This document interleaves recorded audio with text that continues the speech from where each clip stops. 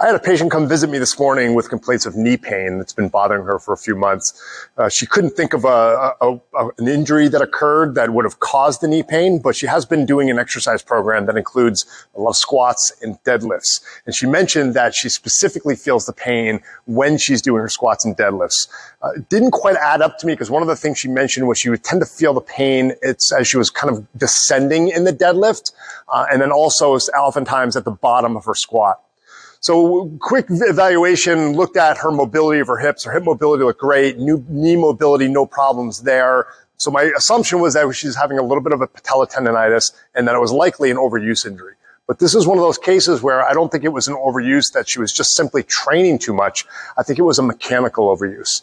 The one thing I did see in her hips was there were some signs of a slight sort of hypermobility or instability of the hip, which made me think that she may be a little weaker in the hips and overusing the knee. So in this case, treating the knee tendonitis was unlikely to give her a long-term relief. Sure, we could help to reduce inflammation, give her some definite temporary relief, but if she goes back to the same activity, I think that pain would persist.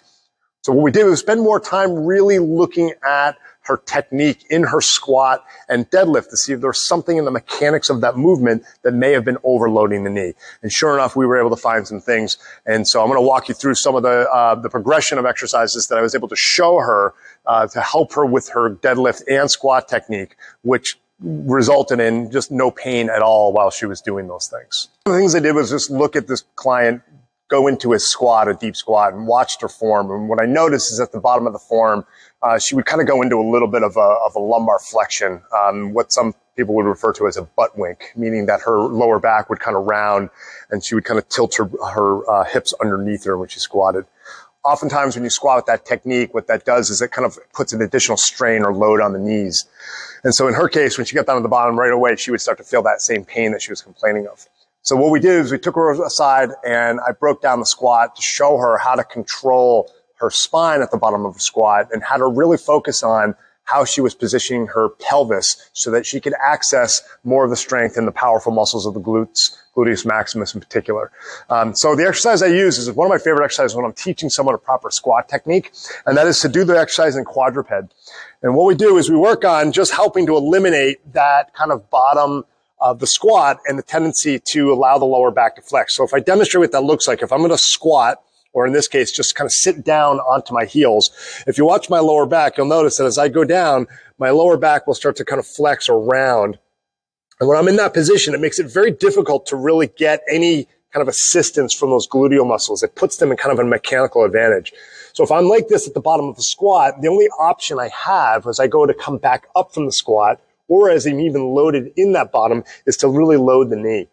So what we want to do is teach our clients that when they're squatting, how to control that lumbar spine. And a lot of that really comes from the position of the pelvis. So as you can see, as I move my pelvis back and forth, that changes the position of my lower back, also the position of my hip. So if I'm thinking about controlling that pelvis as I sit back, now I can kind of anteriorly tilt that pelvis, which maintains a neutral spine. And now I'm not going into that flexion, which means I'm beginning to kind of load the glute muscle. So what I'll have clients do is I'll have them go in front of a mirror so they can see themselves in the mirror. We'll place a cone on the pelvis. And the goal of the exercise is to keep the tip of the cone pointing straight at the ceiling. So as I sit back, I just want to make sure that that cone is always pointing up to the ceiling. If I start to flex, then the cone starts to tip backwards. So I'm trying to maintain that position to keep that cone pointing upright. Oftentimes that gives someone the understanding of where that movement needs to come from, which in this case is really kind of focusing on that kind of idea of hinging at the hip or maintaining that neutral spine. So once we did a few of those, we were able to get her up off the floor and into a squat, and how to practice that again using a mirror so she could see what she's doing in that lower back, and she was able to feel absolutely no knee pain. After several repetitions of doing it that way, just out of curiosity, I had her go back to the way she would typically squat, and immediately she experienced that pain at the bottom of her squat. So the other thing we did for this client was also looked at her deadlift form. And my assumption was that when she was deadlifting, she was really kind of doing more of a squat with her deadlift.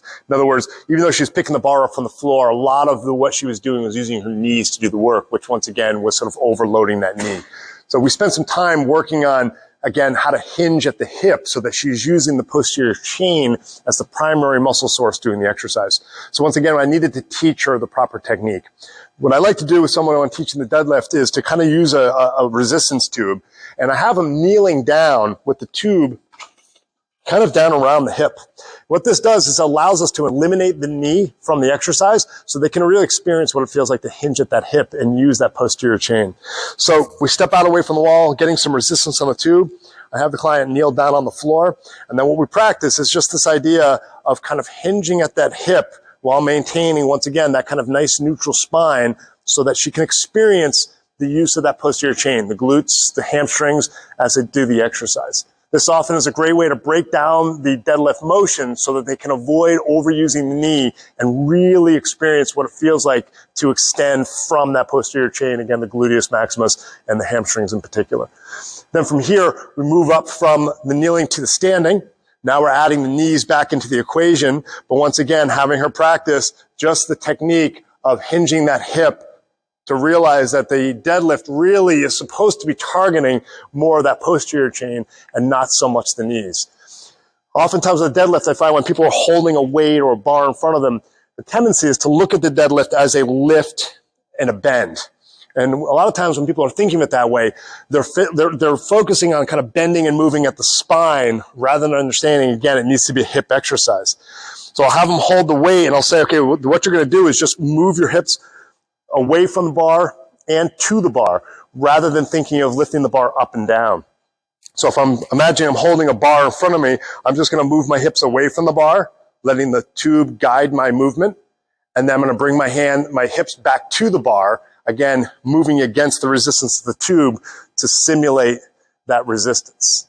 That way I'm really focusing on what I'm doing back and through here, allowing me to use the correct muscles rather than just simply turning it into a squat.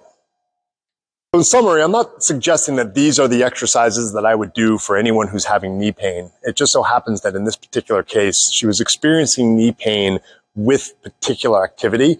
And what I was able to do is to figure out that the pain was likely in the mechanics of how she was doing the exercise.